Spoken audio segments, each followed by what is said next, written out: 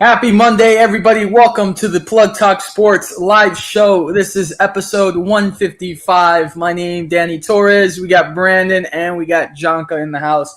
And usually the way we do our show is we start with our plugs of the week and shameless plugs of the week, but we got so much on the agenda, honestly, to talk tonight. So we're just going to get into it, and we're going to talk about the NFL. We're going with week 4. And let's start with that Thursday night game. We got Cowboys, Giants. Cowboys taking it 20-15. You guys know I'm a Cowboys fan. Jonka asked me after the game how I felt. I said, he was at my house. We watched the game together. And he asked me how I felt. And I said, honestly, they won, but it was 20-15 against the New York Giants. It wasn't good. This team is going to struggle a whole lot, I think, this season. Can they figure it out? I don't know. Now we got some really significant injuries with Micah Parsons, and DeMarcus Lawrence is going to miss about 4 to 8 weeks. I'll tell you what, seeing Tony Pollard run the ball with Tennessee right now, kind of wish he was still a Dallas Cowboy. Derrick Henry ran for an 87-yard touchdown last night, and that's the amount of yards as the 3 Cowboys running backs have put together. So there's no running game. Dak's only option is CeeDee Lamb. Obviously, that's difficult when every team's going to double CeeDee Lamb. Only player maker. Jake Ferguson's kind of coming back from injury. Honestly, I think it's what makes me feel better is that I don't think the division is good. Washington's 3-1 right now. Philadelphia's also 2-2, the same as the Cowboys. So that gives us hope of winning the division, but I don't think we're going very far. And I think after this year, you really need to evaluate what's going to happen with Mike McCarthy. So I don't know if you guys have anything to add on to that, or we can move to the next game. We can move next one, but I think the Giants, this is my opinion, I think the Giants are a good quarterback away from actually being not that bad. I think Daniel Jones is atrocious. I don't think he's like passing, he's not that bad, but I think he just makes terrible decisions at times, taking sacks, and he's kind of like a little bit inaccurate when the times he needs to be accurate. And I think that's what the Giants need. And Malik Neighbors, he's the future of that team, and he's showing it. So shout out to the Giants, though. Not gonna lie. No, I absolutely agree. But I also would say maybe some more weapons. Of course, Neighbors a huge pickup from the draft. Slayton does his own thing, but what's the running back right now for New York? That's the part. Yeah. Besides the 2 receivers I mentioned, of course, the Neighbors and Slayton, what other guys do they have? So and again, with quarterback, you got to be smart, especially playing in that entire NFC. So they have to figure that part out. But in time, though. I don't know if Danny Dimes will be the answer, but in time, they'll figure it out. Then we got another week of where Denver has surprised me. It was a terrible game, but Denver coming out with a 10-9 victory over the New York Jets. And Denver's just being Denver right now. They surprise you from time to time, and that's back-to-back victories for the Broncos. And honestly, with the Jets, they have Aaron Rodgers, but to me, it's not like Green Bay Aaron Rodgers. It's just Aaron Rodgers on another team. That's just what it is. This is the way I look at it. It's not really impressive to me. It's pretty bad when you only put up 9 points. Very shocking to me. I can't believe it. Still undefeated, the Minnesota Vikings against the Green Bay Pack. Hey, Sam. Anybody that tells me that Kirk Cousins was not the problem is looking like a real idiot right now. With Green Bay. Green Bay lost, but I think Green Bay with Jordan Love it's still good. They're still good. Yeah. Honestly, I think it was more or less like Jordan Love coming back from injury, though. You know what I mean? It was still. It was close enough. It was close enough for them to at least make an argument to come back at the end. Yeah. You know what bothers me, guys, is that since this team beat my beloved Cowboys, they have not won a game. And I'm talking about the New Orleans Saints. The Saints won their Super Bowl in AT&T Stadium, and ever since then, they haven't been able to win a game, and they lost by 2 points, 26-24 to the Atlanta Falcons. You were just talking about Kirk Cousins and the Falcons. I don't think they look bad. I'm not going to be honest to you. I don't think Kirk Cousins and the Falcons look bad at all. No, not at all. No, I mean, again, we're talking about. Oh, my bad. Go ahead, Jonka. No, I was just saying they got good weapons.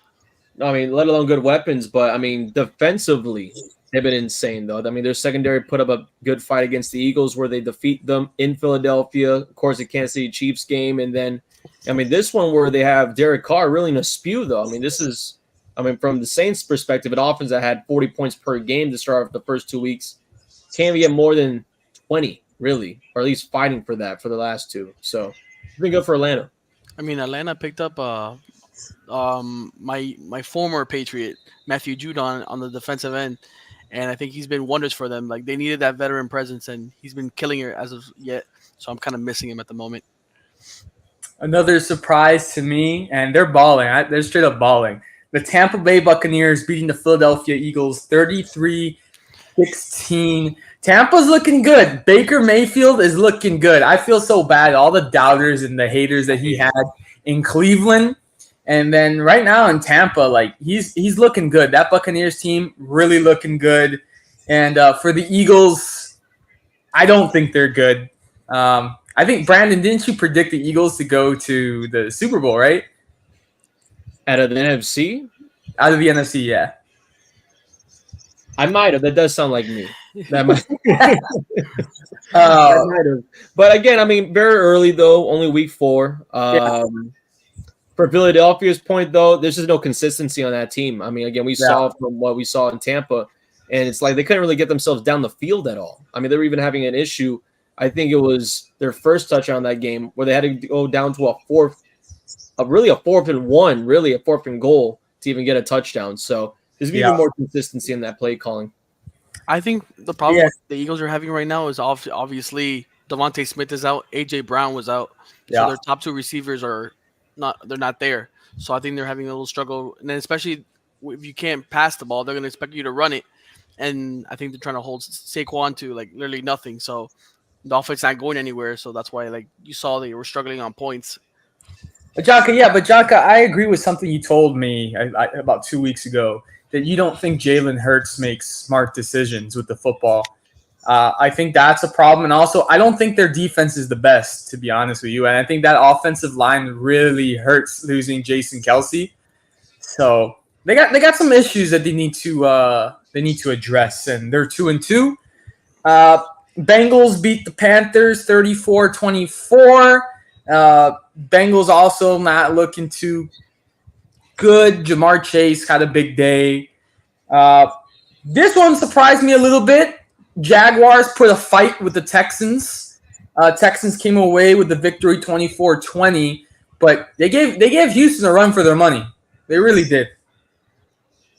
Yeah, I think Houston is having that same problem that the Bills had last year, where Stephon Diggs, even though he did have a touchdown, he consistently needs the ball to validate himself for some reason. It's not looking good for Stephon. Like I think he's gone after this year. I don't think the Texans are going to re-sign him. I think he's going to go somewhere else. But I mean, I think it's just too many weapons and there's too many things to like spread around. And I think that's causing the problems. Yeah, but I also want to put on the other side of that though. An 0-4 Jacksonville Jaguars team. I mean, that's a little insane though, especially with the weapons they brought in with Gabe Davis, and then on defensive side, I mean, they look like one of the better teams in that division defensively. So maybe not in the secondary, but it's definitely a shocker to me to see them not even winning a game through 4 weeks. Yep. Colts put a victory 27-24 over the Pittsburgh Steelers. That was impressive. And then what do you guys think about this one? Shout out to Joe Flacco before you go. Shout out to Joe. I was telling Brandon on Friday, watch out for my boy Joe. He's dangerous. He's always in the rafters, man. Whenever a guy's out, he comes in for the rest of the year. He's always in the rafters. Listen, we all have those quarterbacks. Jocko with Joe Flacco, Brandon with Kyler Murray. We all have our guy, right? Gotta be one MVP somewhere. What do you guys think about this one? This one shocked me as well. Chicago Bears 24-18 over the Los Angeles Rams.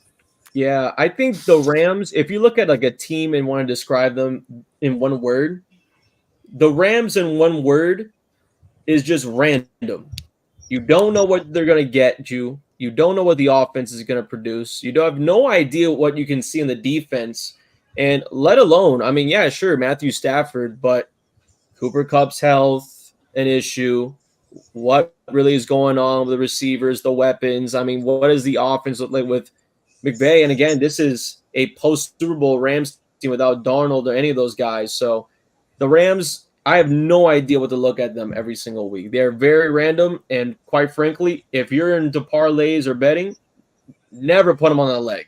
Because for Chicago to win, that's just insane. I mean, they're missing Cooper Kupp. They're missing Nakua, if I'm correct. And then with those two weapons out, they're expecting to use Kyron Williams, who they're just going to stop that run. And so you have to like settle for all the other weapons you have. And Matthew Stafford can't do it all himself. He's already getting up there in age. So I think that's why they're seeing the struggle, and especially with Aaron Donald out. Now they have like no defensive threat to get stops. So they're having to weigh onto the offense a little bit more. Yeah. NFC East, be on alert. The Commanders with a 42-14 victory over the Arizona Cardinals. Jaden Daniels. Commanders looking nice. The Commanders are looking nice, and I think before this year started, everyone has been always caught up on Cowboys or Eagles, Cowboys or Eagles, Cowboys or Eagles, and this Commanders surprising a whole lot of people right now. So credit to them. I think that they're playing good football. Yeah, I warned all of y'all about Jaden Daniels. I told y'all, don't let this boy cook. He's got it. But no, bro. Caleb Williams, bro. Go ahead. No, I'm telling you right now, because Daniels been balling out. Probably the best rookie so far we've seen out of all the quarterbacks from this draft class. Yeah, I agree. But shout out Dan Quinn, though. I mean, Dan Quinn has taken Washington into a real threat, though. And I would have never guessed it out of any team, especially out there in the NFC. So shout out Dan Quinn. Shout out Daniels. I mean, it's a new look team in Washington right now. Listen, I would love to have Dan Quinn back and not have Mike Zimmer right now. I'll tell you that. Janka, the floor is yours. Please talk to us about the 49ers 30-13 victory over your New England Patriots. Daniel, if I went really into depth, bro, I might break my computer and log off, bro. I'm serious. The ineptitude on this offense is absolutely bad, bro. Like it's like I don't understand. I was talking to Brandon on Friday when we were going to the game about my situation with the team, and I'm just like really furious because Jerome Mayo continues to say that we're not going to be tanking this year, and that they're focused on winning. Well, buddy, if you're focused on winning, then you got to put the best people forward. And Drake May, as you said before the season started, was the QB that won the battle. Why don't you have him in? Oh, because you want to protect him. Then, buddy, why'd you have the battle in the first place? Just say Brissett was going to start, and that's it. It's like, I don't understand. If you want to focus on losing, if you're going to tank, okay, I'm okay with that. Just say you're going to tank the season, go for a good draft pick, and then I'll sell the year. I don't have to stress anymore. But if you say you're going to focus on winning and then like really not put the best people forward, then you're lying to yourself. You're doing a disservice to all the fans and Robert Kraft, who gave you the job, and you're not doing anything for it. Like, let me look. Watch this. Patriots offensive struggles as of on Sunday. Listen to this. Last in yards per game, last in yards per play, last in QB pressure percentage, 31st, second last in the league, which is in sack rate, and third quickest to allow QB pressure. My guy. And then plus, Jacoby Brissett takes the most random sacks known to man. He just stands there, looks like a deer in headlights, and then takes the sack when he has people butt cheeks open or just doesn't throw it away. I'm on the verge, bro. I'm on the verge. Brandon, don't you feel like Jonk is on the verge like almost every week? Bro, I feel like pissing me off already, bro. Look, Jonk, I'm just letting you know right now. it can only get worse. Oh, no, Right? And it could get worse. Hey, watch. Next week, Sunday, my Patriots lose to the damn Dolphins, who are down 22-6 against these damn Titans, who are 0-3. I need something to cheer about, man. I'm praying on it. Praying on that downfall right now in New England, man. Oh man. Before we go, I'll tell you this right now. If let's say Jerron Mayo puts Drake May in, let's say in week 10 or after, right? And Drake May goes on like a winning streak, all those losses I put on Brissett and Mayo for losing on purpose. They should be given a refund for all the fans that went to those games because they lost on purpose because they didn't want to put Drake May in. Oh man. Raiders 20-16 over the Cleveland Browns, which we know at this point is a lost cause. And then we have the Chiefs 17-10 over the Chargers in a game where I don't know if you guys saw this. Patrick Mahomes took out Rashee Rice. And now Rashee Rice is feared to have a torn ACL and out for the entire. Your own quarterback took out your receiver. Yeah, I feel like when you watch Kansas City, they're like the cardiac kicks this year. I mean, everything's within a touchdown possession or someone's getting hurt with a big name on it. Makes no sense. But for Kansas City, though, I mean, they're still one of the better teams in the AFC. They'll be fine even without Rice. Yeah. But I want to talk about Worthy, though. Man, another touchdown for the rookie out of Texas. The guy's the most electric offensive player, besides Mahomes, of course, on Kansas City. But they got to figure out how to stretch out their lead sometimes, man. It's either the refs or it's either they're within a winning drive to finish out games. They got to figure it out. Then we have what was a absolute demolishing game. Baltimore Ravens 35-10 over the Buffalo Bills. I know Brandon was probably happy about that one. Lamar Jackson and the Ravens, they look like they're back on track. And with Derrick Henry, they look so good. It looks like they're getting back to their comfort zone. I don't think anyone in Baltimore was really that worried going down 0-2 to start the season. Looks like they got their gears back in shape. No, absolutely. I mean, for Lamar, and I want to say this because I think this game, and again, a little bit early, but maybe puts to the rest.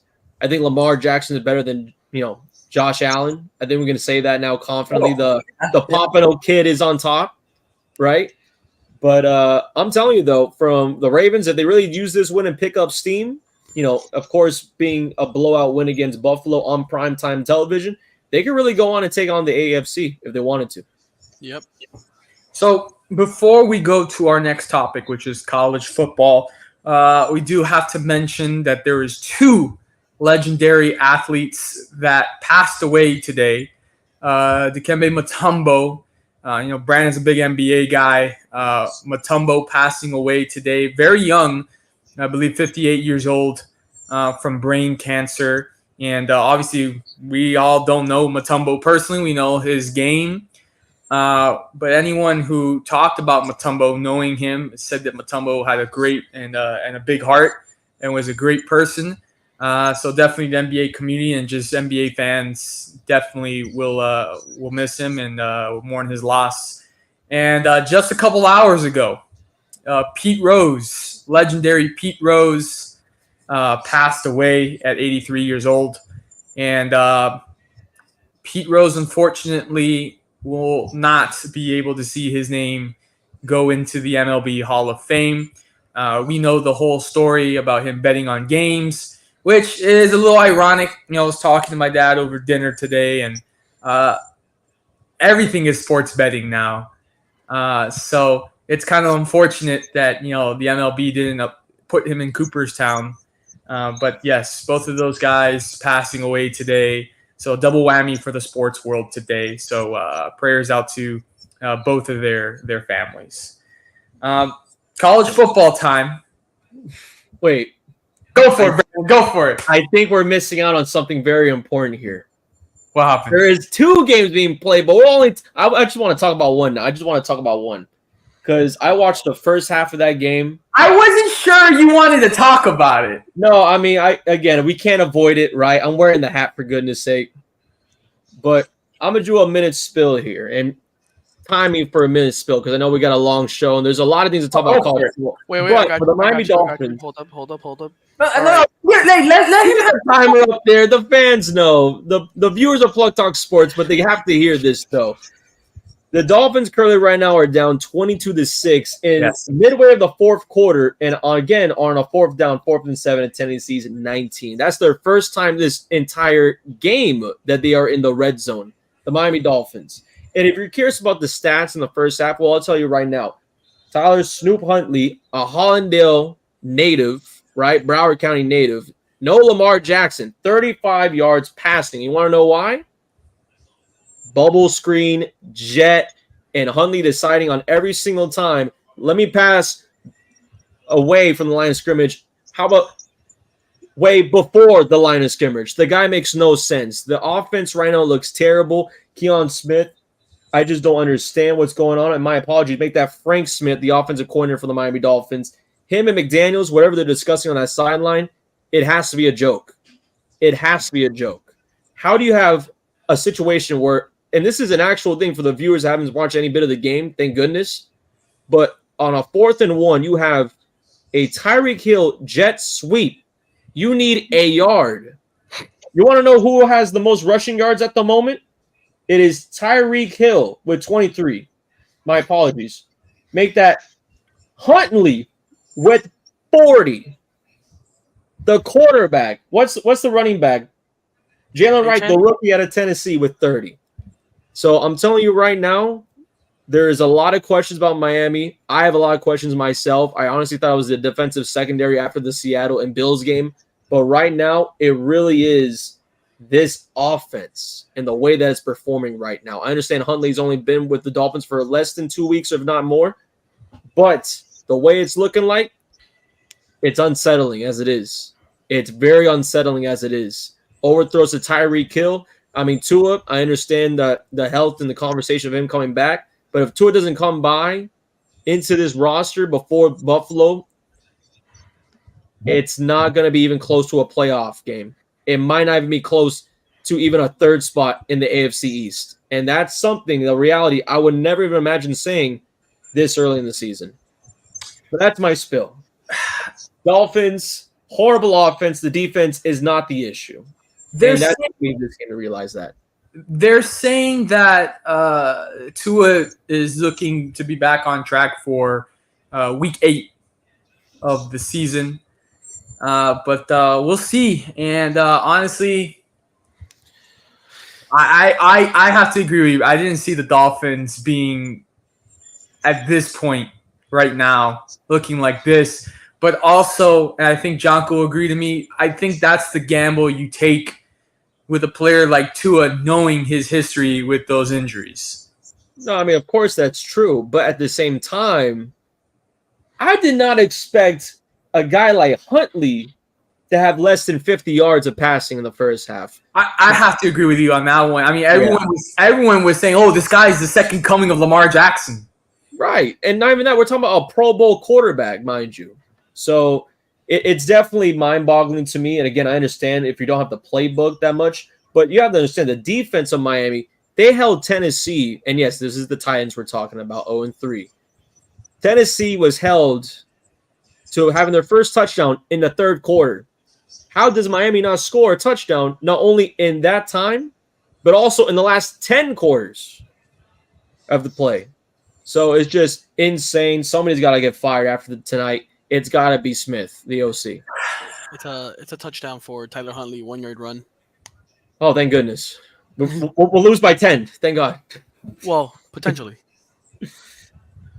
It's a 2-point attempt. I mean, they could still do it. They just need to get this 2-pointer, get the ball back, and get another touchdown with 2 points, and it'll be tied. So, yeah, you're asking a little too much. No, I know. I'm not even watching the game, so I'm gonna hope that's good. I hold on. I'm about to see it because he's a little bit ahead of me. I'm about to see what he's talking about. Hold up. All right. Oh boy. Yeah, not good. Okay. He threw an interception on the 2-point conversion. What a shocker. Wow. Okay. All right. Let's move on to college football before this Let's guy move has on. a. Let's move on to something happy. How about some good news? It's so bad that ESPN just changed the game over to the Lions and the Seahawks. Thank goodness. Also, the fact that the Seahawks and Lions game wasn't ESPN but put on ESPN I plus agree. ABC, that's ridiculous. I mean, that was an insane move. I mean, that game is looking like a gunslinging game right now. They're going back and forth. No, I mean, as you expect, Geno Smith going against Jared Goff with both of those offenses. I mean, it's got to be that or nothing else. So, I would have taken this game off and put that one on, to be honest with you. yeah, and trust me, as someone, and not even that, for me, that does coverage a lot for Dolphins, I had to take that thing off at like halftime, maybe even before that. I just couldn't stand it. All right, we're going to move over to college football. Let's talk about the rankings. New sheriff in town. Number one, and we're going to get into that game, don't worry. But number one, going up 3 spots, is Alabama. Moving down 1 spot at number 2 is Texas. At number 3, staying idle, is Ohio State. Entering the top 5, now at number 4, moving up 1 spot, Tennessee. At number 5, falling down 3 spots, is Georgia. At number 6, going up 2 spots, is Oregon. At number 7, going up 2 spots, is Penn State. At number 8, falling down 1 spot, is Miami. At number 9, going up 2 spots, is Mizzou. At 10, going up 2 spots, is Michigan. At 11, going up 2 spots, is USC. At 12, falling down 6 spots, is Ole Miss. At 13, going up 1 spot, is LSU. At 14, going up 2 spots, Notre Dame. At 15, going up 2 spots, is Clemson. At 16, going up 2 spots, is Iowa State. Climbing the rankings up 5 spots at 17 is BYU. Falling down 8 spots at 18 is Utah. At 19, going up 2 spots is Oklahoma. At 20, going up 3 spots is Kansas State. At 21, going up 4 spots is Boise State. At 22, falling 7 spots is Louisville. At 23, not previously ranked, is Indiana. At 24, falling down 5 spots is Illinois. And at 25, falling down 1 spot is Texas A&M. What do you guys think about the rankings? Well, there's a few thoughts I have, but I think one of the biggest ones is that the frauds of Oklahoma State are gone. They are gone. I don't know how many games I've been able to watch of Oklahoma State throughout this season, and every single time it's, man, can they make it to the end zone? Can they get a win against an AP top 25 team in their own conference? And it's most likely not. Lost against Kansas State, nearly lost against Arkansas on the road in the SEC. Well, not on the road, at home in the SEC. And then, of course, you have now a situation where really the Big 12 is up for grabs for anyone right now. And I mean anyone right now. I mean, Colorado beat the living crap out of UCF, and that's actually a team I was kind of shocked not to see ranked in this top 25. I'm not saying that, I mean, Deion Sanders and Buffalo deserve to be over there, but the Buffaloes, they've been able to get some good wins on their way there. So a little shocked about that, and really shocked about the swap at number 1, though. 3 spots ahead and past Texas. And again, Texas, tough game to watch against Mississippi State, one of the worst defenses in the SEC. But at the same time, I mean, didn't look weak, even with Archie Manning. So kind of shocked about them being pushed out of number 1. I think, you know, when I watched the Georgia and Alabama game, and we'll get into that, but when I watched that game and I saw Alabama win, I thought they would get number 2. I didn't think they were going to switch out Texas out of number 1 so fast. No, yeah. I mean, that's 3 whole spots right there. And that's not only Texas, that's Tennessee and Ohio State. So that's a big jump. Yep. So, John, do you have any thoughts on the rankings? I just have one disagreement. It was number 5. Well, last week it was 15 Louisville versus 16 Notre Dame. I mean, the game was only by 1 touchdown. I don't see why Louisville would fall 7 spots when you lose to a team that's just ranked 1 below you. I would assume switch it or at least maybe down 2, but down 7. I don't know, bro. I think that was a bit harsh on Louisville. Not gonna lie. Yeah. So let's talk about the games from this past week. This was the upset. Kentucky 20-17 over Ole Miss. What do you guys think about that? I mean, I'm telling you right now, Kentucky is that team in the SEC no one wants to go against. Close game against Georgia not too long ago. And then this kid's game where, and again, I think a lot of people were like going for the heads of Ole Miss and Lane Kiffin just because they thought immediately, like, oh, these guys must be frauds, putting up these type of numbers up against these smaller opponents. Well, they might be right. Ole Miss 4-1 now of the season after that horrible loss where you lose basically on your own field in your own terms. I mean, missing a game-tying field goal at the end like that, that's got to be brutal for anyone in any team, any conference. So for Ole Miss, they're lucky to only have dropped 6 spots to number 12. Jonka, anything on that Kentucky Ole Miss game? I was since last week. I was looking forward to that game because after what I saw Kentucky and Georgia, how they only lost by 1 point, and it was because of a field goal. I was just like, okay, Kentucky might be legit. I mean, they just proved it. Like anybody can just walk into anywhere. You know, it doesn't matter if you're unranked or not, bro, and just upset you. And there you go, bro. Ole Miss didn't have a good day, and you saw what happened. I mean, you can't take these games lightly, especially Kentucky, who, I mean, I know they haven't been like ranked over the years, but like they've still been a tough out. And now they're showing to. I mean, they're 2-2, I think, or 3-2 after this week. Yep. They should be ranked. I don't care what their record says, bro. They should be ranked I after. agree. I think Kentucky should be ranked. I mean, that's when this is at that point where the rankings are low key flawed because of that, because of just record wise, not strength wise. Yeah. You know, I think maybe one more win against an AP opponent. Again, it's the SC. They will face another AP opponent down the line sometime. Yeah.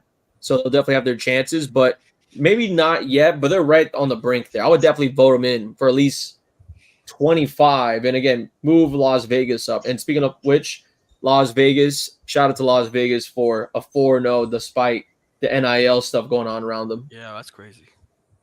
I just want to update you guys. Huntley, intentional grounding from the end zone, which results in a safety. So 2 more points for the Titans. Mm-hmm.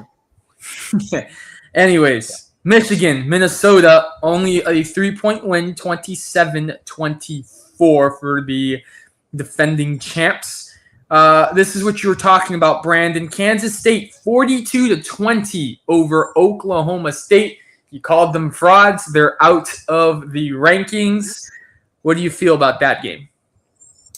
Well, from that game, I think because I don't even know what Texas State's issue is. I mean, they still got great pieces on that roster, but from that game, I would have to say that when you look at Kansas State, they're not really going to be in contention for any playoff spots, nothing like that. And, you know, you can make an argument as well for their conference, but I don't know. The Big 12, I think it's more competitive than people think, and especially with the fact that BYU, who actually did beat Kansas State not too long ago, I mean, 5-0 and building in the rankings, no one expected that from Birmingham Young. So for Kansas State, it's just another game where they're just showing themselves as, you know, one of the top teams to look for in that conference against Oklahoma State. But, I mean, it doesn't really move the needle for me. I don't know if they'll be winning out the conference, even getting close to a playoff spot this year. And we got BYU beating Baylor 34-28. USC beating Wisconsin 38-21. Notre Dame, you talk about this game, Jonka. Notre Dame 31-24 over Louisville. Oklahoma in a close one with Auburn 27-21. Texas A&M defeating Arkansas 21-17. Texas defeating Mississippi State 35-13. Clemson demolishing Stanford 40-14. Yep. Iowa State shutting out Houston 20-0. Ohio State demolishing Michigan State 38-7. Penn State defeating Illinois 21-7. LSU obviously demolishing South Alabama 42-10. Boise State over Washington State 45-24. Then here was an upset. Arizona over Utah 23-10. Oregon over UCLA 34-13. And this kind of transitions into our next two topics here, and we're going to talk about it. And I know there's going to be controversy here, and I know I'm going to be the only one by myself fighting against these two. But Miami and Virginia Tech. Miami defeats, quote unquote, defeats, I will use quotes on it, 38-34 against Virginia Tech. This game came down to the final play on a Hail Mary that was looked at for about 5 minutes and was ruled that a Miami player that was already out of bounds had touched the football, therefore deems it an incomplete pass. And I'll give you my opinion about that final call before we talk a little bit more in depth about the game. I think he catches it. On his way down, I think there's a lot of hand fighting going on with the football. There's a clear picture that I saw from behind where he's already laying down flat on the ground and he's got full control of that football. And obviously a Miami player at the end put his hand into the football and ripped it out and started running down the field like he recovered a fumble. I think the ruling on the field was a touchdown. I think that if there's not enough evidence to overturn this, the rule is the call must stand. And I obviously think, in my opinion, that if you're looking at the monitor for 5 minutes, you're obviously looking for something that's not there. Because if it was so clear that he did not catch it, then that's an easy call. Right? You say, oh, well, it's very clear that he didn't catch it.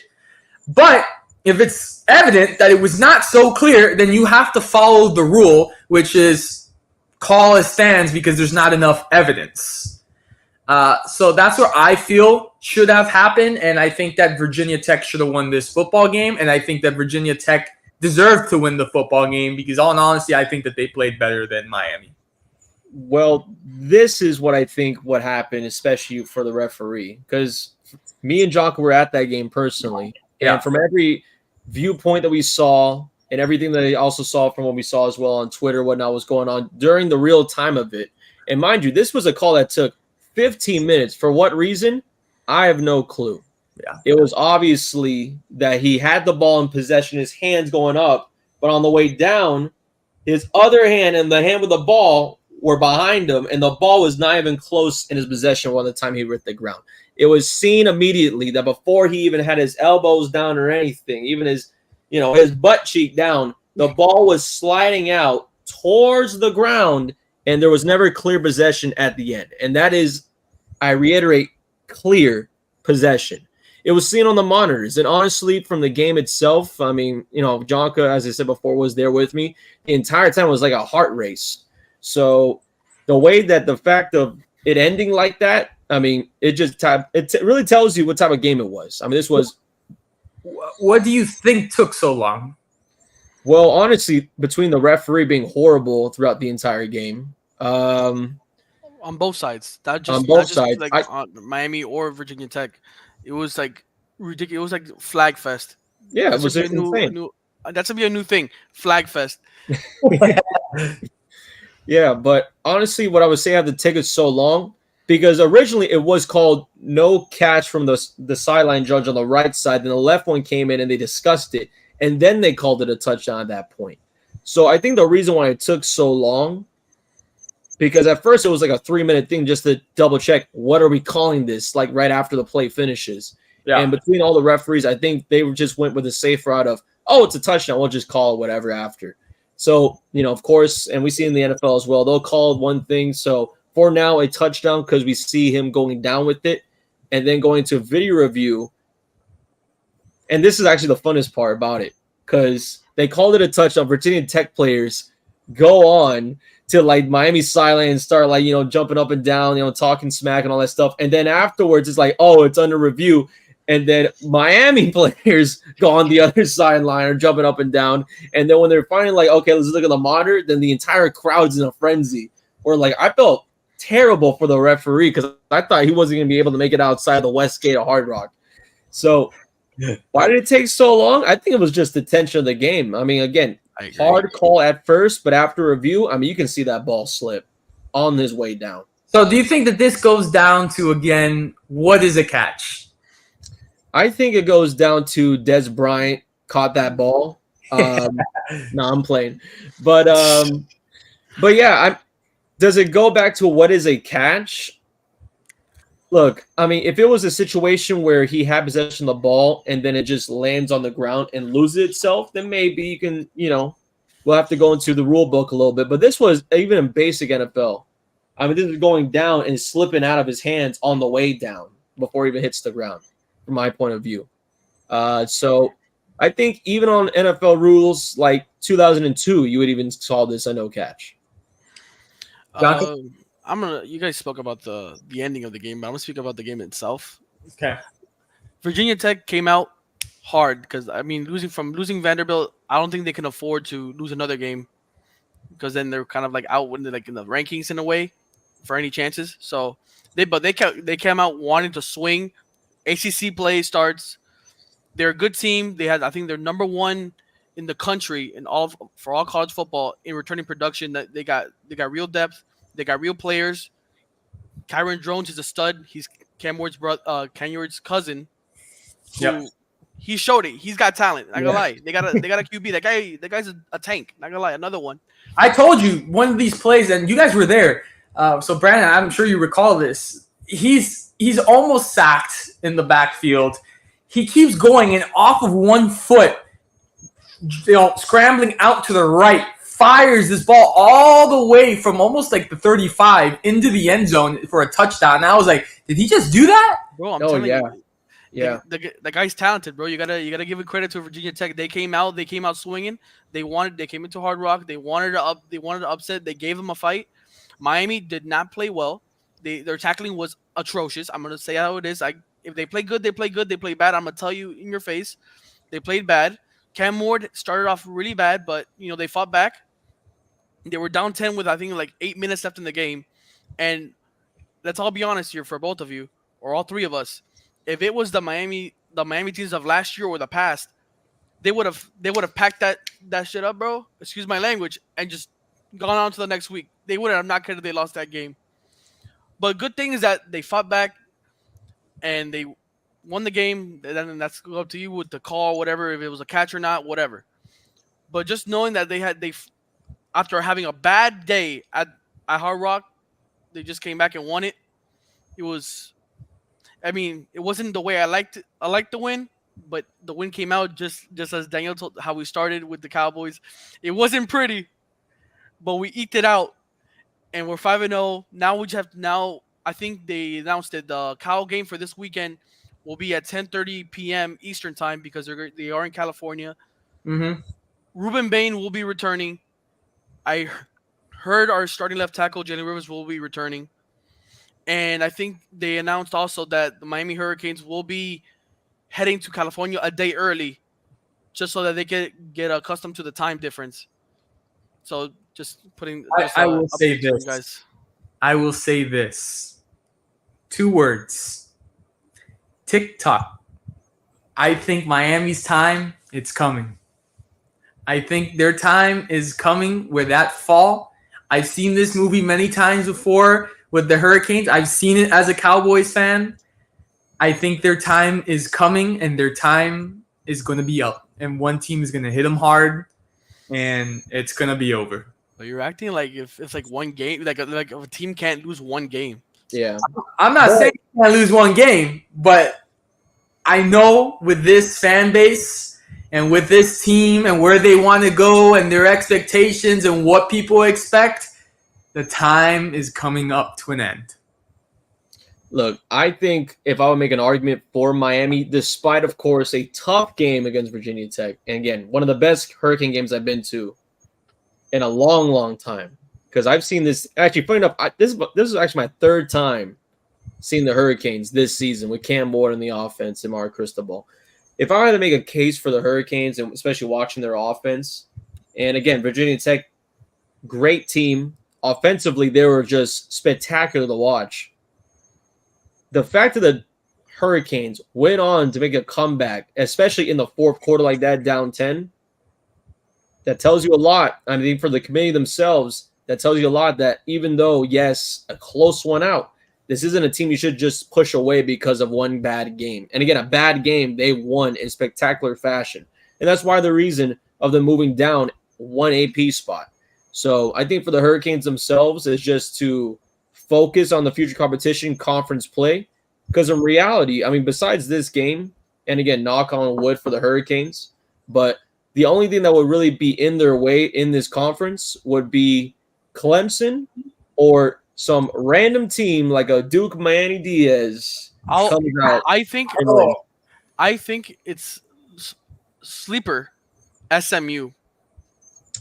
That too. SMU That is looking too. really good right now. Yep, one of the newest ACC members, or even because we talked about it a little bit, Cal maybe, Cal? Yeah. maybe Cal coming Yeah. up. That was my sleeper before the season started. I had a feeling before that bye, that Cal game is gonna be interesting because it's the first guys, time ever in California. So classic game, Alabama, Georgia. I think it's Boy. an instant classic. One of the most exciting football games I've ever seen. 41-34 victory for Alabama. They're up 28-0. Georgia comes all the way back. With this win, and obviously we talked about how they went up to number 1, do you think Alabama can win the SEC and win the national championship? Well, I think definitely for both of those things. I mean, again, we're talking about, a year away from Nick Saban, like first year without Nick Saban. It's still going to be the same roster, right? Milroe comes back at quarterback, man. A lot of the talent is still there from last year. And the Warriors, I mean, he went to the national championship with Washington. And the Washington Huskies were right there on the doorstep. So I'm pretty sure him and, of course, Alabama, who were also in the College Football Playoffs last year, they're all very hungry at it. So I think this is a team with a mindset and a goal. For Bama themselves, though, in the SEC, because I'm still having Texas as favorite. I still love Texas at favorite. And again, and I think we just got to wait for Quinn Ewers to come back and see what's his health like, because I know it's more of an abdomen type of thing, like more of an ab area type of injury, so it's a weird non-contact one. But besides that, though, for Bama, I mean, really, the ceiling itself is gold. I mean, they can get a new trophy for their case anytime this year. Yeah. So whether that be SEC or the national championship, so it's definitely possible. Jonka, do you think Bama can take the SEC and the national championship? Oh yeah, 100%. They could. Now, will they? I would have liked to. I mean, last year they played Texas. Texas whooped their butts, but this year I think Texas should have still been at number 1. Yeah. But I mean, Alabama did allow Georgia to come back from 28-0 and take the lead, and then it wasn't until that I think it was Riley or Ryan Williams for Alabama that just the 17-year-old. Yep, bro was on the plug of the week actually. Bro, if it wasn't for him, bro, like that could have been an overtime game, which would have had me even that this whole weekend has been ridiculous for football, bro. But I will say this, bro. Credit to Carson Beck, because me, Daniel, I think, and my brother and everybody were talking mad crap that first half because it was looking bad. Listen, I've been watching Carson Beck played against my high school in the state championship. I've been seeing him since high school, and I'm not gonna lie to you, like as bad as the first half that he had, he's not bad. And that boy picked us apart that night in the state championship. Like they're the reason why they beat us in the state championship. They only won by 4, but that boy picked us apart. I would have liked to have seen that Carson Beck in the second half, in that first half. I think if they don't make that many mistakes in the first half, that game could have been completely different. But Alabama has Kirby Smart's number, and if I'm Kirby Smart, I would not want to see Alabama in that SEC championship game. You better hope Alabama loses to Tennessee early in a couple weeks because that's the only chance you're gonna get to even make the SEC championship game. To close out this topic, my take, I think Alabama could do it, but I'm still agreeing with Brandon. I'm going with my pick of Texas. I'm hanging with the Longhorns. We're done with football for the night. Little baseball. Yesterday was the final game of the season for the Miami Marlins, and it was announced that Skip Schumacher, who wasn't even there for the final 2 games of the season due to a death in the family, the Marlins announced yesterday after the final game that Skip Schumacher will not be returning to manage the team. He was there for 3 years, did not get the Marlins to the playoffs, did face a couple team reconstructions. The Marlins finished the season 62-100. I'm just curious to see who the heck they're going to pick up as the new manager. It won't be better than Skip. It won't be better than Skip. Bro, I can tell you that. It's clearly gonna be Usnavi from Little Havana from around the corner, bro. Like, it's the Marlins, bro. What's gonna happen that's gonna shock us all, bro? Yeah. You know, Come on. out of everyone that's associated with the Marlins, the one I feel the worst about is probably Sandy, though. Yeah. I mean, bro. to go from a playoff team, it's like, oh, I have Tommy John. Okay, I'll see you guys in a year. He didn't see a single guy back in a year. Nope. The entire locker room, from like staff and all, gone. So it's brutal, though, for the Marlins. Another rebuild, and it seems like a rescheduled type of thing for them every single year. So If I'm the Marlins, if you're gonna play this rebuild kind of situation they're doing, I know trading Alec Sandy wouldn't be the best move, but if you're gonna get prospects and trade value, it would be good. So I think they would entertain a trade for Sandy. Now to who, I don't know. But you're gonna have to make a trade with a team that has good prospects and a good farm system. Who will it be? I don't know. That's if they even entertain the trade. But everybody else, I wouldn't not doubt if they clean house. I would not doubt if they clean house with everybody that's even on right now, despite the trade deadline. I want to start our final topic with Brandon. The New York Knicks randomly on a Saturday night, Friday night, excuse me. Everyone's focused. Are you sure it was Friday night? I think. You texted me during the game. Okay, it was Friday night. Yes, Friday night. Jonka and Brandon are at the Canes game. I start calling Jonka on purpose so he can look at his phone because I'm freaking out at the fact that the New York Knicks acquired Karl Anthony Towns from the Minnesota Timberwolves and sent Minnesota Dante DiVincenzo. And I'm not going to lie, Brandon, I'm going to give the floor to you, but the Knicks look good. They look damn good. I mean, this is actually a trade because me and John were talking about it a little bit while we were watching the Hurricane game. When it was going on, of course, we're talking about Karl Anthony Towns from the Minnesota Timberwolves being moved on to the New York Knicks in the Empire State. And this is a move that brings Julius Randle, who really missed an entire season opportunity to really build onto a contract and his opportunity of staying with Jalen Brunson due to an injury midway. He goes on with Don DiVincenzo going with him and a Detroit Pistons first-round pick to Minnesota. What does this mean for both squads? Starting off, of course, with New York. Karl Anthony Towns, Mikal Bridges, front court. That's dangerous perimeter-wise. This is a very dangerous perimeter type of team for New York. Of course, we know what Jalen Brunson can do, what Josh Hart can do with 40 minutes of play every single night, apparently. And what defensively what this team can do with Mikal now on there and Cat now on there with OG Anunoby at the 3, potentially. Bench-wise, though, with DiVincenzo gone, you're looking at Mitchell Robinson when back at full health, and then McBride as well, which, again, is one of the better guards out there that you can find as a role player. What about Precious? Yeah, Chu was there. He's a lot better in New York than he was in Miami.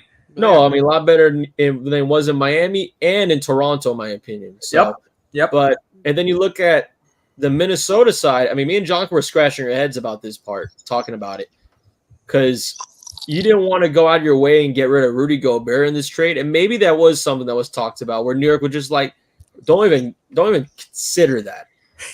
Don't even look at Rudy's. I would have done it in a heartbeat. That guy, whenever it's a small lineup on the opposite team, he cannot guard a leaf falling. Exactly that. And plus we saw it.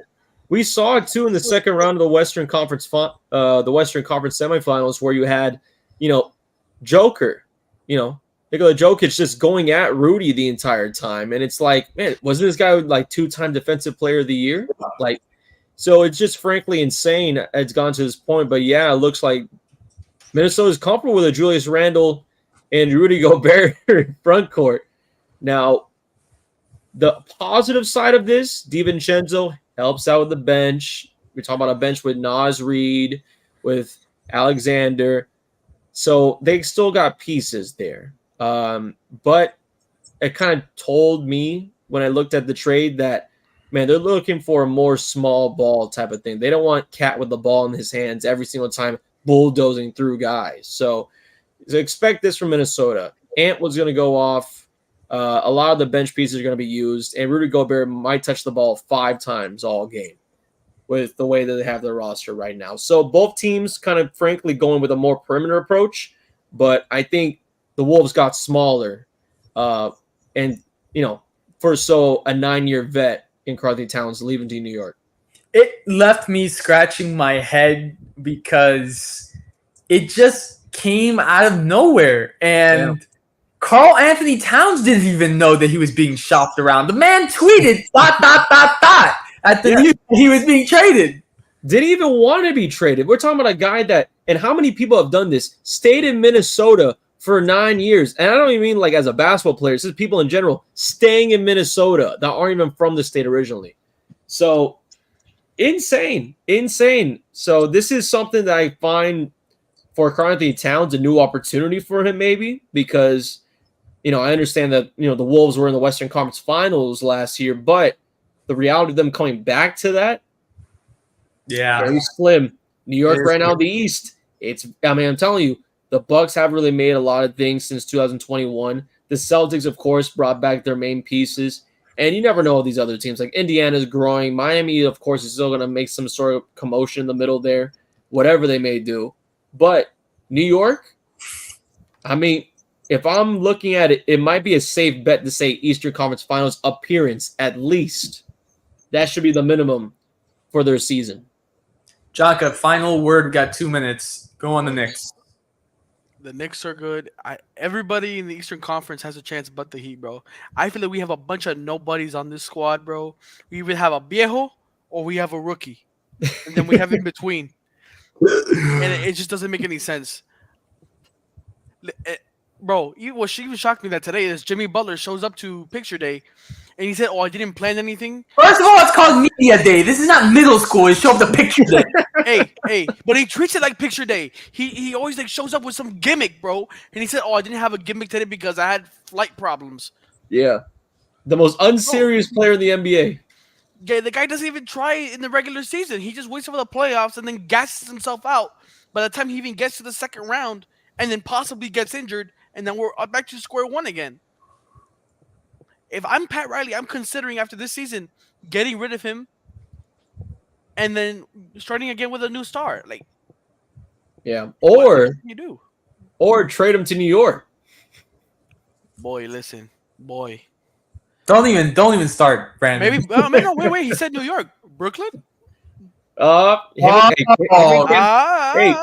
Hey, I'm just saying, Cam Thomas, he needs to be saved right now. So if they can make that trade happen and bring Cam Thomas over to Miami, it'll do wonders.